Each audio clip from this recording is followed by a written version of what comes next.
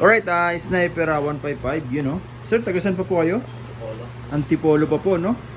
Sila sir, dumayo po sa atin, nagpa-install po ng package number 5 po, no? Which is mini driving, PIA horn, combo lights, horn passing, horn switching. Ayan, tapos mga wiring accessories, no? Start po tayo dito sa taas, no? Bali, dito mga sir, nag-provide po tayo ng bagong harness, no? Electrical harness.